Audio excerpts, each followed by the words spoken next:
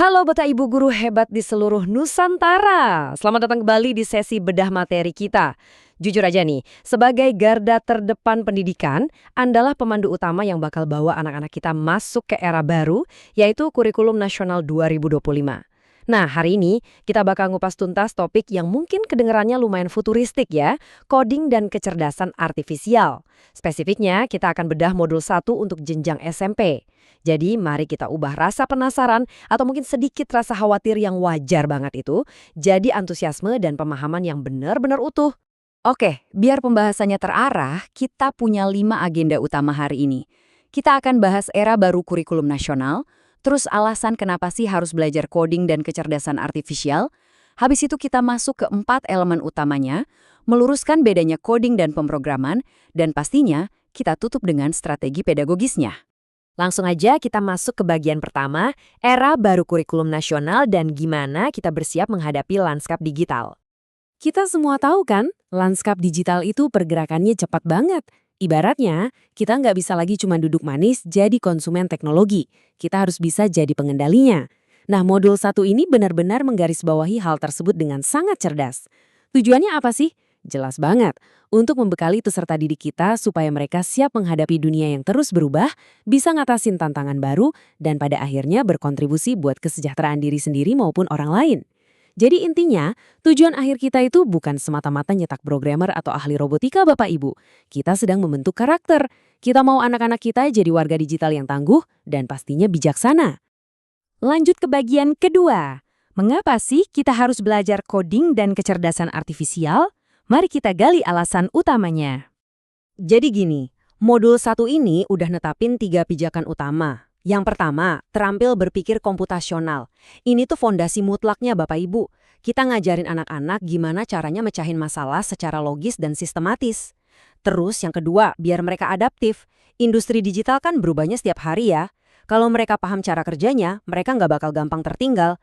Dan pijakan ketiga, pastinya supaya mereka jadi anggota masyarakat digital yang cakap dan bijak. Kita bimbing mereka supaya literat, punya etika, aman, dan penuh tanggung jawab waktu lagi asyik berselancar di dunia maya. Sekarang kita masuk ke bagian ketiga, yaitu 4 elemen utama pembelajaran. Waktunya kita bedah isi modul 1 ini lebih dalam. Modul 1 ini itu ditopang sama 4 pilar yang saling nyambung satu sama lain. Ada berpikir komputasional, literasi digital, literasi dan etika kecerdasan artifisial, sampai ke tahap pemanfaatan dan pengembangannya. Poin krusialnya begini, keempat elemen ini adalah satu paket komplit capaian pembelajaran. Jadi semuanya wajib banget dicakup dalam proses mengajar nanti, supaya murid-murid kita dapat pemahaman yang benar-benar holistik. Coba kita gali dulu pilar yang pertama, karena jujur aja ini tuh denyut nadinya. Berpikir komputasional itu bukan berarti anak-anak disuruh mikir kaku kayak robot loh ya. Justru sebaliknya, ini tuh tentang gimana mereka bisa nyiptain solusi untuk nyelesain persoalan lewat pendekatan yang logis, sistematis, kritis, analitis, dan yang paling seru, kolaboratif serta kreatif. Ini semacam logika dasar yang jadi fondasi seluruh kurikulum coding ini. Bayangin aja, begitu mereka kuasai cara mikir ini, dampaknya bakal kerasa ke mata pelajaran apapun, bahkan buat kehidupan mereka sehari-hari. Nah, bergeser ke soal kecerdasan artifisial, modul ini benar-benar ngasih penekanan kuat soal keseimbangan antara skill teknis dan sikap. Murid-murid nggak cuma diajak kenalin konsep dasar mana mesin yang cerdas dan mana yang enggak, tapi juga paham dampaknya ke kehidupan sehari-hari. Pemahaman soal etika ini mutlak banget Bapak Ibu. Kita harus tanamkan prinsip kalau AI itu dikembangkan buat ningkatin kesejahteraan manusia, bukan malah sebaliknya. Keterampilan teknis tanpa etika itu ibarat bawa mobil tapi nggak ada remnya. Bahaya banget kan? Makanya modul ini hadir buat mastiin sistem pengereman anak-anak kita berfungsi dengan pakem. Oke, kita sampai di bagian keempat, membedakan coding dan pemrograman. Nah, mari kita luruskan kebingungan yang sering banget muncul di sini. Jujur, 2 istilah ini sering banget bikin keder pendidik maupun orang tua ya kan? Coding sama pemrograman sering dipakai gantian padahal maknanya beda loh. Gampangnya gini, coding itu sebenarnya tindakan spesifik mengonversi apa yang kita mau ke dalam bahasa atau format yang dimengerti sama mesin. Ya sesimpel nulis baris instruksinya aja. Sedangkan pemrograman itu adalah sebuah proses atau siklus hidup yang jauh lebih luas. Di dalam pemrograman ada proses nerjemahin kebutuhan sistem, ada penulisan coding itu sendiri, lalu dites atau diuji, nyari bug, sampai menganalisis dokumen sistemnya. Jadi semacam payung besarnya gitu. Kalau kita lihat dari panduan resmi modul 1, kita bisa bayangin ini kayak diagram himpunan. Coding murni itu ibarat lingkaran kecil yang ada di dalam lingkaran besar yang kita sebut pemrograman. Jadi, coding cuma satu kepingan dari puzzle logika yang lebih besar. Ini cuma subaktivitas aja. Nah, kabar baiknya buat Bapak dan Ibu guru, Anda nggak perlu merasa terbebani mikir harus jago merancang software secara utuh. Nggak gitu konsepnya. Fokus aja dulu buat melatih logika instruksinya sama anak-anak. Santai aja. Masuk ke bagian kelima, strategi pedagogis untuk guru. Gimana nih caranya memberdayakan Bapak Ibu di dalam kelas? Konsepnya udah di tangan nih, tapi prakteknya di kelas kayak gimana?